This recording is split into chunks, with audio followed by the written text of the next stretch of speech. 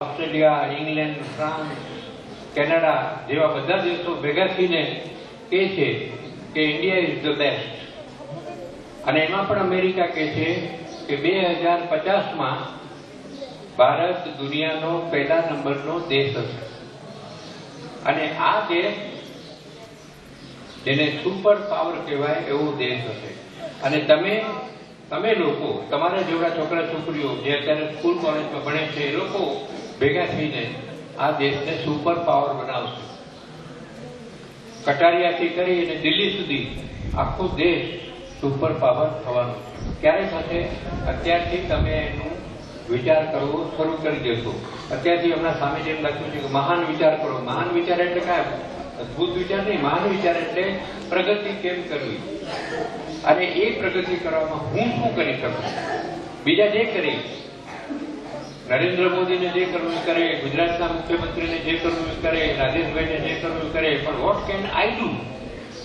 હું શું કરી શકું, મારો પ્રગતિમાં શું ફાળો હોઈ શકે એનો વિચાર કરો. અને એ કેમ કરાય? તમારામાં જે અત્યારે આવડત છે એ આવડત તમે બહાર કાઢો. તમને બોલતા સરસ આવડે છે તો સરસ બોલો, ગાતા સરસ આવડે છે તો સરસ ગાઓ, લખતા સરસ આવડે છે સરસ લખો, રોડ બનાવતા આવડે છે તો રોડ બનાવો, વડાપ્રધાન થતા આવડે છે તો વડાપ્રધાન થાવ, મેં વાંધો નથી. સરસ પાપડ બનાવતા આવડે છે તો સરસ પાપડ બનાવો, વાંધો નહીં. પણ જે પણ કરો, વોટ એવર યુ ડુ, જે પણ કરો બેસ્ટ કરો. પરીક્ષામાં લખો તો બેસ્ટ અક્ષરો કરો, બેસ્ટ લખો, બેસ્ટ રિઝલ્ટ લઈ આવો. એટલા માટે કે છે આગળ વિચાર કરો. અને મહાન, મહાન એટલે મોટા. Again think big. અને ઇતની શક્તિનો બીજો મુદ્દો છે કે કેટલી શક્તિ. મને ખબર નથી તમારી સ્કૂલમાં કુમાર નામનું મેગેઝિન આવે છે કે નહીં, પણ કુમાર નામનું એક સરસ મેગેઝિન આવે છે. એમાં આ મહિને એક સરસ લેખ છે. એ કેટલી શક્તિનો જવાબ આપે છે. કેટલી શક્તિ એટલે કેટલી શક્તિ. મિત્રો, તમારા જેવડી છે 2-4 વર્ષ મોટી એવી નાનકડી છોકરી જેનું નામ અરુણિમા સિંહા છે.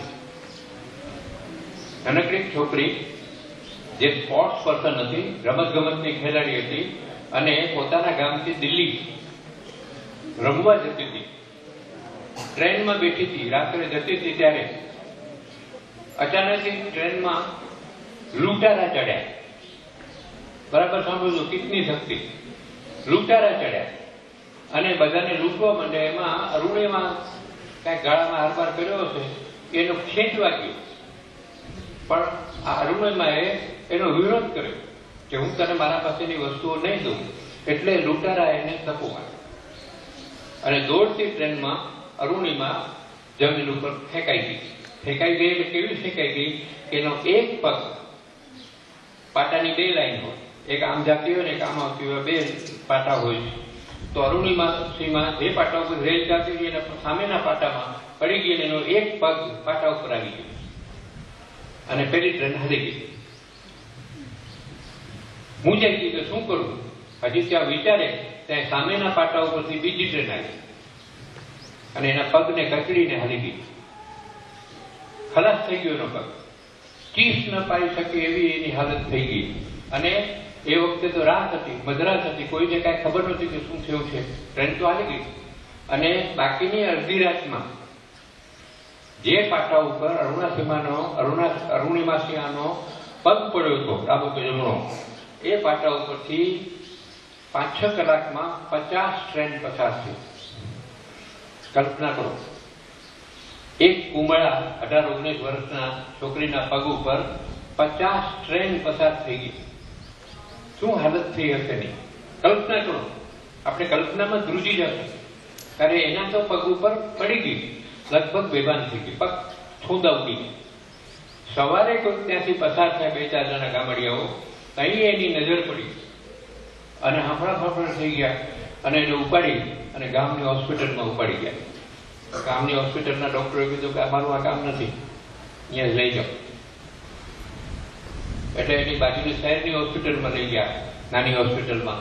શહેરો જોયું કે આમ તો ઓપરેશન કરવું પડશે, અને હમણાં ઓપરેશન નહીં કરીએ તો આનો પગ સડી જશે, આખું શરીર સડી જશે. છોકરી બેભાન હતી, અડધો બેભાન હતી, ચીસો પાડતી. એટલે એને મોટી હોસ્પિટલમાં લઈ ગયા. મોટી હોસ્પિટલમાં એ કીધું કે આનું ઓપરેશન તો હમણાં કરવું પડશે, વાત સાચી છે, પણ આની પરિસ્થિતિ એવી છે કે આનું ઓપરેશન થાય જ નથી, કેમ કે આને ઇન્જેક્શન મરાય નથી, અને ઇન્જેક્શન જો ન મારવું તો પગ ખોટો ન થાય, અને ખોટો ન થાય તો અસહ્ય પીડા થાય, માટે હમણાં ઓપરેશન નહીં થાય, અને જો ઓપરેશન ન થાય તો સડો થાય. અરુણિમા સાંભળતી હતી, એને કીધું જે થાય તે મારો પગ કાપી નાખો, મને અસહ્ય પીડા થાય છે. અરે કે બેટા તને ભયંકર પીડા થશે, તો આનાથી કેટલી પીડા થશે વધારે, કાપી નાખો. ડોક્ટરોએ જેલનું ઇન્જેક્શન દીધા વગર, જેને એનેસ્થેસિયા કહેવાય, એનેસ્થેસિયા દીધા વગર એનો પગ કાપી નાખ્યો. પીસો પાડ્યો છોકરીઓ, પણ એને પગ કપાઈ ગયો. એક પગ 20મે વર્ષે પગ આલી ગયો. 1 વર્ષ સુધી માંડ સાજી થઈ, અને સાજી થતી વધારામાં દુઃખી શું કામ થઈ કે માણસો જે મળવા આવે, આપણા હિન્દુસ્તાનમાં એક તકલીફ છે કે માણસો મળવા આવે સલાહ બહુ આપ્યા કરે, આમ કરીને તેમ કરીને ફલાણું કરે. તમે પણ 12મા વાળાને રોજ સલાહ આપતો છો, આમ વાંચને તેમ વાંચને, પહેલા નંબર આવજો. સલાહ આપનાર પોતે 25મે નંબર આવ્યો, તમને કહે પહેલા નંબર આવવા સલાહ આપો. કોઈ કે કીધું તું ટ્રેનમાં ગઈ શું કામ, લૂંટાઈ ગયું, લૂંટારા સામે વિરોધ શું કામ કર્યો, અને એને ધક્કો મારે તો પડી શું કામ નીચે, હવે સામે ઠેકડો નતો માર્યો એને, અને એવી સલાહ આપવા માંડ્યા. અને કોઈ કે કીધું કે તું છોડ નકામી, એટલે પગની પીડા વત્તા ટીકા ટીપણ થતી હતી એના પીડા. બહુ જ હેરાન થયું. માંડ 1 વર્ષ પસાર થયું, પણ ધીમે ધીમે હિંમતપૂર્વક સાજી થવા માંડી. પોતે રોયા કરે આખો દિવસ. પછી એને વિચાર આવ્યો કે હું રોઈશ એમાં વળશે શું, મારે કાંઈક તો કરવું પડશે, જીવવું તો પડશે જ, અને હિંમતપૂર્વક જીવવું પડશે. એટલે પોતે હિંમતથી પોતાની હિંમત વધારવા માંડી.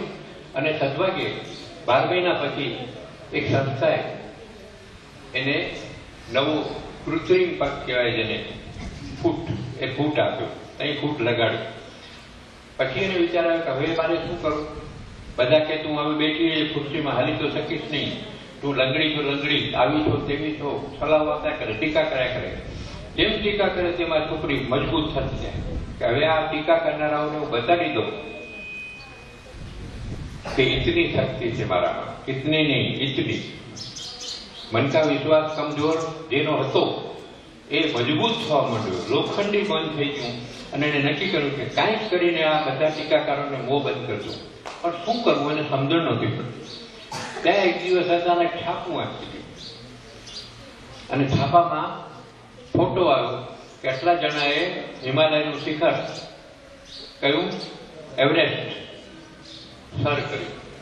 ત્યારે અરુણિમાએ મનમાં કહ્યું કે હું પણ હિમાલયના એવરેસ્ટ શિખર ઉપર છું, દુનિયાનું સૌથી ઊંચું શિખર 8 માઇલ ઊંચું, એ શિખર પર હું ચડી. એટલે એને બીજાઓને વાત કરી કે મારે એવરેસ્ટ શિખર ઉપર ચડવું છે. તો કે લંગડી ડુંડી દાદરો ચડવાના વાંધા છે, સલાહકારો હાજર બધા, દાદરો ચડાવવાના વાંધા છે ને હવે એવરેસ્ટ. અને તું તો છોકરી એવરેસ્ટ ચડે નહીં. છોકરીઓ વિશે બહુ ફટાકા કે છોકરીથી કાંઈ થાય નહીં, છોકરી તો રસોડામાં જાય ને લગ્ન કરે, બસ વાત પૂરી.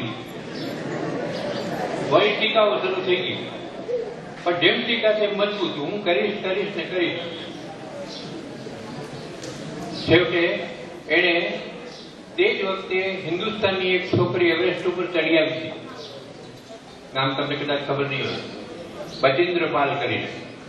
એ બચેન્દ્ર પાલને એને સંપર્ક કર્યો કે મારે એવરેસ્ટ ઉપર ચડવું છે, અને હું લંગડી છું, મારો એક જ પગ છે ને બીજો લાકડાનો પગ છે. પણ બચેન્દ્ર પાલ આ સલાહકારો જોઈ નહોતી કે બેસ તારો બાપ ચડ્યો છે કે તું ચડી. બચેન્દ્ર પાલે કીધું કે તું મારા પાસે આવી જાય, કારણ કે એ તકલીફમાં ચડી હતી, એને ખબર હતી શું તકલીફ છે. એ બચેન્દ્ર પાલને મળી. બચેન્દ્ર પાલે કીધું કે ભાઈ એક પગ હોય કે 2 પગ અગત્ય જ નથી, એવરેસ્ટમાં ચડવા માટે પગની મદદની જરૂર નથી, મગજ મજબૂત જોઈએ. મગજ મજબૂત હશે તો પગ પોતે મજબૂત થઈ જશે, અને એક પગે ચડી શકાય, ડોન્ટ વરી. અને એને ટ્રેનિંગ આપવાની શરૂ કરી. 1 વર્ષ ટ્રેનિંગ લીધી એને, અને પછી હિમાલયના નાના શિખરો ધીમે ધીમે ચડતી ગઈ. સલાહકારો સલાહ આપ્યા કરતા હતા પાછા એ લૂલી ને લંગડી વાળા, પણ આને સાંભળ્યા વગર ચડતી ગઈ. આજુબાજુના બધા નંદા દેવી ને બધા શિખરો ચડી ગઈ અને હિંમત આવી ગઈ. છેવટે એવરેસ્ટનો વારો આવ્યો 2-3 વર્ષ પછી. હવે જબરજસ્ત તૈયારી માંગી. એવરેસ્ટ તો ભયંકર ઠંડુ, ભયંકર ઊંચું, ભયંકર કઠિન, ભયંકર પછી જે શબ્દ વાપરો એ બધા. પણ બચેન્દ્ર પાલે કીધું કે યુ કેન ડુ, તું જ કરી શકીશ, ડોન્ટ વરી. અને છેવટે એને હિંમત કરીને ટીમ સાથે એવરેસ્ટ શિખર ઉપર ચડવા માંડી. કલ્પના કરો, એક જ પગ, બીજો પગ લાકડાનો પકડીને એને હાલવું પડે. અહીંયા કને ઓક્સિજનનો સિલિન્ડર હાથમાં ઓ, અને છતાં પગ પકડતા ઘસડાતા આમ ચડતી હતી. એવરેસ્ટ કેવું છે તમારે જોવું હોય તો કોઈ વાર યુટ્યુબ ઉપર જોઈ લેજો, અથવા તો ડિસ્કવરી ચેનલમાં જોઈ લેજો, ખ્યાલ આવશે કોને કહેવાય. ચડતી એક સમય એવો આવ્યો કે બરાબર કઠિન રસ્તો આવ્યો અને એનો પગ નીકળવા માંડ્યો, અને એક જ પગ ઉપર આવવાની સ્થિતિ આવી ગઈ. ત્યારે મૂંઝાય કે હવે શું કરું? ઓકે, તું પગ પકડીને હાલ તો પકડીને જ હાલવું જોઈએ, પણ એ હિંમત છોકરીએ ગુમાવી નહીં. થોડેક સુધી, જ્યાં સુધી કઠણ હતું, સપાટ ના આવ્યું ત્યાં સુધી પગને બરાબર પકડીને ઘસડાતી સપાટ જગ્યાએ પહોંચી ગઈ. ફરીથી પગ એને શરીરમાં ફિટ કર્યો અને આગળ વધી. અને છેલ્લા 200 મીટર રહ્યા. એવરેસ્ટ સામે દેખાતું હતું. અહીંયા તો 1 મીટર હાલવું હોય અઘરું હોય છે. ભયંકર ઠંડી, -25, -30 જેવી કોઈ ઠંડી હશે. છેલ્લા 200-300 મીટર રહ્યા ત્યારે એનો જે ઓક્સિજન હતો, પ્રાણવાયુ, એ ખૂટવા માંડ્યું. અને ત્યાં તો પ્રાણવાયુની પહેલી જરૂર હતી સાહેબ પાતળી હવા. એટલે એના ભેગો જે હાલતો હતો એનો મદદનીશ, ત્યાંનો માણસ, જેને શેરપા કહીએ છીએ આપણે, એ શેરપા ચાલતો હતો ત્યારે એને ખબર પડી ગઈ કે આનો ઓક્સિજન ઘટે છે. એટલે એને કીધું કે છોકરી, તારો ઓક્સિજન ઘટે છે, નીચે ઉતરવા માંડે, તું માથે નહીં પહોંચી શકે, ઓક્સિજન ફરજિયાત છે. હવે આ સામે સીધી સામે દેખાતી હતી. 1-2 કલાક ચાલે તો પહોંચી જાય હતી. અને બરાબર એટલે ઓક્સિજન ખૂટ્યું. અને શેરપા સમજાવવા માંડ્યું કે તું ભાગી જા, પાછી વળ, જલ્દી પાછી વળ. શું કરું? સાવ અંગ્રેજીમાં એને સ્ટોન થ્રો, પથ્થર ઘા કરો તો પહોંચી જાઓ. એટલો અડવા જેવી સિદ્ધિ મળતી હતી. ત્યારે આને કહી દીધું અરુણિમા સિંહાએ કે મિસ્ટર શેરપા, એની પાછી નહીં, મરી જઈશ પણ જઈશ. ઓકે, તારા કને ઓક્સિજન જ નથી, માંડ ઓક્સિજન છે, તો હું મરી જઈશ, પણ મરીશ એવરેસ્ટ ઉપર, હું પાછી નહીં વળું. અને હિંમત કરી અને પહોંચી ગઈ. ઘસડાતી એક પગે છેવટે એવરેસ્ટ ઉપર પહોંચી. અને એવરેસ્ટ ઉપર એને ભારતનો અને જે સંસ્થાએ એને મદદ કરી હતી, ટાટાએ, એનો ઝંડો એને ફરકાવી દીધો. 11:15 વાગ્યા હતા સવારે. અને આ એક પગવાળી છોકરી, તારી પછી પણ હજી સાંભળવાનું, એક પગવાળી છોકરી એવરેસ્ટ ઉપર ચડી ગઈ. શેરપાએ સ્તબ્ધ થઈ ગઈ. પણ તરત શેરપાને સાંભળ્યું કે 11 વાગ્યા પહેલા શિખરથી નીચે ઉતરી જવું જોઈએ. 11 વાગે અહીંયા એવો પવન ફૂંકાશે, શરૂ થઈ ગયો હતો. 1 કલાકના 200 કિલોમીટરની સ્પીડે પવન ફૂંકાય છે. એટલે 11 વાગે નીચે આવી જવું જોઈએ. ટોચ ઉપર તો બધું ખુલ્લું હોય, એટલે થોડી નીચે આવી જાય તો પવનનો સામનો ન કરવો પડે. એટલે એને કીધું જલ્દી કર. તો કે જલ્દી નહીં કરું. એને ત્યાં સેલ્ફી લીધો, પોતાનો 3-4 મિનિટનો વિડીયો બનાવ્યો અને મોબાઈલની વિડીયો મૂકી દીધો આખી દુનિયામાં કે આ જુઓ, હું 1 લેગ્ડ ગર્લ એવરેસ્ટ ઉપર પહોંચી ગઈ. ઓ શેરપા કે યાર, હાલ એક તો પવન ઘણો છે, પાછો તારા કને ઓક્સિજન નથી, જલ્દી ઉતર. પણ આને તો નિરાંતે જલસાથી ઉતરી કે હવે ચડી ગઈ, મરી ગઈ, કોણ ઉપાધિ કરે. નીચે ઉતરી, છેલ્લો ઓક્સિજન બચ્યો છે, છેલ્લો. ખબર હતી કે હું પહોંચીશ નહીં, નીચે અહીંયા ક્યાંક મરી ગઈ. પણ ગુજરાતીમાં આપણે કહેવત વાંચીએ છીએ, હિંમતે મરદા તો શું થાય? મદદે ખુદા. આજ કોઈ સવારે નાસ્તો નથી કર્યો, અવાજ ઢીલો છે બધા. હિંમતે મરદા તો ભગત ખુદા. આ હિંમતે મરદાનગી હતી. જાણે રાણી લક્ષ્મીબાઈની કોઈ વંશજ હતી. કટોકટી હતી ઓક્સિજનની. ત્યારે અચાનક ત્યાંથી એક વિદેશી બીજો માઉન્ટેનિયર પસાર થયો, પર્વતારોહક પસાર થયો. એ જ વખતે 200 માઇલની સ્પીડે પવન શરૂ થયો. એટલે વિદેશી જે પર્વતારોહક હતો એને મૂંઝાઈ ગયું. એટલે એને નક્કી કર્યું કે આપણે અહીંયાથી ઉપર નથી જાઉં, હું પાછો વળી જાઉં. એના પાસે ઓક્સિજનના 2 બાટલા હતા. એટલે જે બાટલો અડધો ખલાસ થઈ ગયો તો ઉતરું શું છે, 2 બાટલા કોણ રાખે? એટલે એક બાટલો ગા કરી દીધો. અને શેરપા જોઈ લીધું કે આનો બાટલો ગા કરી દીધું છે, આમાં ઓક્સિજન છે, દોડ્યું લઈ આવ્યો અને એનો ખસેડી જે થઈ રહ્યો હતો એમાં બીજો બાટલો રાખી દીધો. એટલે અરુણિમાને પાછો ઓક્સિજન મળી ગયો અને નિરાંતે પાછી આવી. કલ્પના કરો, જેના પગ ઉપર